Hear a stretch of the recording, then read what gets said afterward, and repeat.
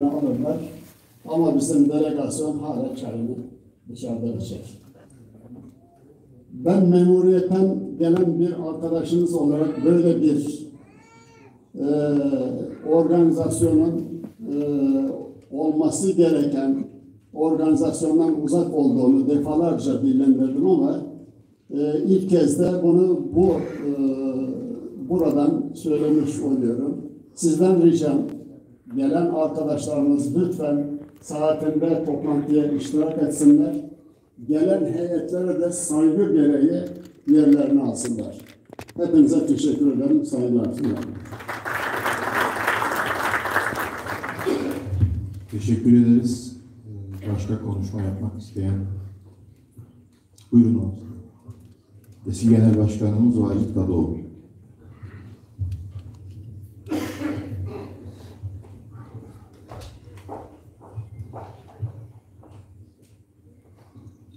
Herkese merhaba. Uzaktan gelenler hoş geldiniz, sefalar getirdiniz. Ne güzel, Yönetim Federasyonumuzun bir genel kurulu daha yapacağız hep beraber. Türkiye'deki diaspora Çerkezlerin en örgütü olarak federasyonumuzun 2 yılda karar vereceğiz. Umarım ki hayırlı olur. Değerli konuklar hep güzel yapıcı şeyler ama keşke şuradaki gösterdiğimiz kibarlığı, herkesin örnek olarak verdiği kibarlığı, böyle yüz yüze bakarken gösterdiğimiz kibarlığın bir kısmını da şu sosyal medya denen yerde yazarken burada bir parça sosyal medyada da gösterebiliyor olsaydık. Maalesef bunu yapamıyoruz. Şimdi sözlerime başlarken önce bir yiğidi öldür hakkını verdikleri bir şey vardır. Bu çağın depremi, çağın felaketi denen depremde 6 Şubat tarihinde sanki yıllardır askerlik yapanlar bilirler, tatbikat yapmış gibi, bu işe hazırlıklıymış gibi 6 Ocak günü, 6 Şubat günü, 7 Şubat günü deprem bölgesine yetişen kanıyla, canıyla, bütün varlığıyla o deprem bölgesine yardım ulaştıran federasyonumuzu ve federasyonumuza bağlı dernekleri o ilk günlerdeki emeklerinden dolayı yürekten kutluyorum. Sağ olsunlar, var olsunlar. Yani gerçekten örgütlüğün önemi buydu. Hiç lafını esirgemeden gireceğim ama keşke bu böyle de devam edebilseydi. Değerli arkadaşlar, yönetimler, biz biraz önce Ümit Başkanlığı'nda konuşuyorduk. Yönetimler ortaya çıkan krizleri gidermek için vardır. Yoksa yönetimler kriz yaratmak için olmazlar. Bu çıkan krizleri herkesin malumudur. Keşke bu krizler yönetilebilseydi. Arkadaşlar yönettiklerini iddia edebilirler.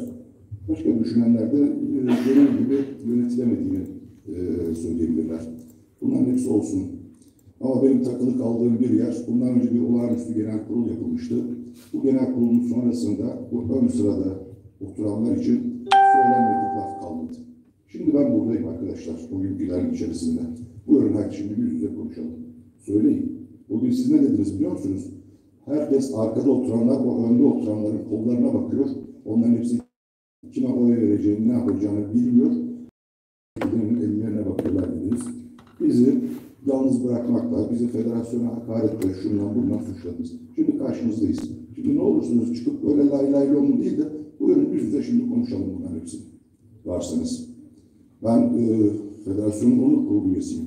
Bundan dolayı da onur duyuyorum. Ancak yapıcı eleştiri dedi ya Ümit Başkan, bütün bu eleştirilerin altında asla bir art niyet yok. Tamamen yapıcı olarak söylüyorum. Birliktelik dendi. Hiçbir hazırlığım yok. Tamamen doğaçlama söylüyorum.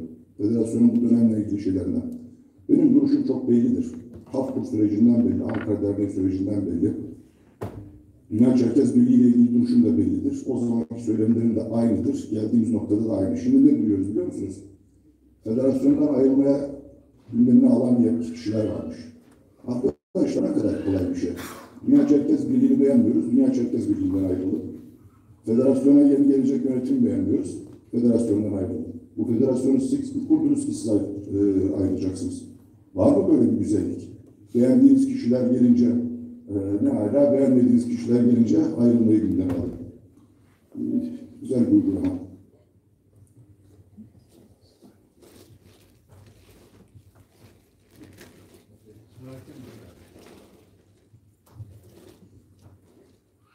Ben az önce Ümit'le de konuştum. Bizim yutamadığımız laflar söylendi. Oturduğumuz sitenin 4 tane genel başkanın oturduğu sitenin adı verilerek bizler zan altında bırakıldık. Amaçlar neyse, hasıl oldu mu olmadığını bilmiyorum ama şimdi o arkadaşlar çekilin köşenize, artık sizin yaşınız geçti, başınız geçti, ölümü bekleyin diyen arkadaşlar. Genç demiyor ama arkadaşlar hiç kimse şunu unutmasın. Genç, camcı dükkanına girmiş gibi, her tarafı camcı dükkanına giren fil gibi ortalığı çekip çeviren, deviren demek değildir.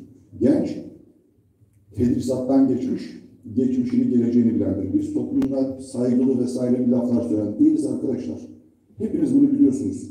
Bu internette yazılanlardan çıkartın bakalım. Hiç gencin büyüğe saygısı, büyük küçüğe saygısı kaldık mı? En ufak bir şey yazdığımızda altındaki sebep ne olduğunu bile bilmeden hemen kılıçlar çekiliyor. Ne olursunuz ya. Her sefer tekrarlıyoruz bunu ama gelin bundan bir vazgeçelim. Federasyonla ilgili bir başka eleştirim. Ben bunu daha önce de yazdım, söyledim ama şimdi burası madem açık kürsü, açık yüreklilikle söylüyorum. Federasyonumuz bir kriz sırasında bir komite kurdu. Ben bunu iyi yudamadım arkadaşlar. Neden derseniz, bizim federasyonumuz kimlerden kurdu bu komiteyi? Kafkas Dernekleri Federasyonu'nu yıkmayı kendine ilke edinmiş olan insanlarla kurdu bu komiteyi. Bunların genel sekreteri, ben genel başkanı vurmak için silahımı aldım, nereden geldim diyen adamdır. Bunlar biz Kaffed'i ters köşeye yatırdık diye Kiril alfabesiyle Milli Eğitim Bakanlığı'na müfredat verildiğinde uyduruk bir Latin alfabesi hazırlayıp Kaffed'i ters köşeye yatırdık diyen insanlardı. Bunu o zaman da söyledim, yapıcı eleştiri olarak söylüyorum. Sayın Başkan, keşke o zaman Suriye krizindeki komiteyi kuran federasyona bağlı dernekler gibi, Maraş gibi, Reyhanlı gibi, Gaziantep gibi, Türkiye'deki bütün derneklerin başkanlarıyla kursaydınız da o Kaffed'i yıkmayı kendine ilke edinen, dünya görüşleri belli olan insanlarla değil de kendi görüşümüzde, federasyonumuzda boy gösteren, federasyonumuzun emekçisi olan insanlarla beraber yapsaydınız. Bundan önceki genel kurulda söylediğim şuydu. Hepinizin, sayın yönetim, bütün başkanlara ve o günkü delegelere bir özür borcunuz var. Nedir bu özür borcunuz biliyor musunuz? Dediniz ki bütün delegeler ve şeyler, başkanlar önde oturanların ellerine baktılar. Kendilerinin hiçbir fikri yoktu, söyleyebilecekleri hiçbir şey yok dediniz. Yani delegeleri bilgisizlikle, delegeleri cahillikle suçladınız. Halbuki bizim delegeler oldum olası yeri geldiğinde, zamanı geldiğinde kararını son derece güzel verdiler. Var. Daha aklımdan geçen çok şey var ama birazcık yumuşaktan gidelim. Sohbetimizi burada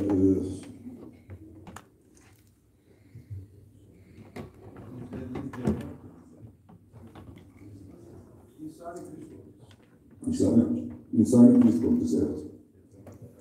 Değil. Ukrayna Savaşı ile ilgili olan şeydi.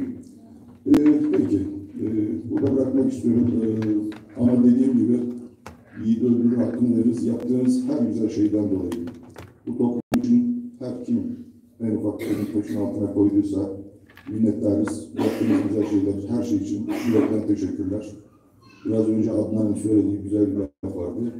Elbette ki birbirimizi eleştireceğiz. Bizim de hala eleştiri şeylerimiz saklı.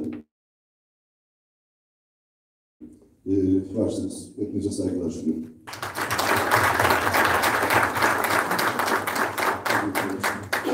Bir şey daha. Şimdi bu insanların ve derneklerin kutuplaştırılması, Kafkasya ve Türkiye'nin kutuplaştırılması bunu ciddi rahatsız eden bir olaydı. Mesela görüyorum arkadaşlar, Eskişehir Derneği genel kurul yapıyor. Eskişehir Derneği'nde bugünkü yönetime yakın olan arkadaşlar kazandığı için Eskişehir Derneğimiz gayet güzel tebrik ediliyor. Seçim sonuçları açıklanıyor. Aynı tarihte Sakarya Derneğimiz genel kurul yapıyor. Sakarya Derneğimizde hiç istenen kişiler, yani istenen de değil de kendilerine yakın olmayan insanlar olduğu için Sakarya Derneği'ne en ufak bir şey yok. Arkadaşlar, benim dünya görüşüm bu.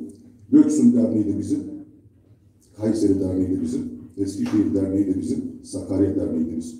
Yani bu kutuplaştırma maalesef dışarıdan izleyen birisi olarak hepimizin gözüne battı. Bunu da söylemek istedim. İnsanların arasındaki kutuplaşmayı, derneklerin arasındaki kutuplaşmayı, ana vatanla Türkiye arasındaki kutuplaşmayı bir şekilde nihayete erdirmek gerekir diye düşünüyorum. Tekrar dinlediğiniz için teşekkürler. Sağ olun. Teşekkür ederiz. İşte konuşma yapmak isteyen var mıdır? Buyurun.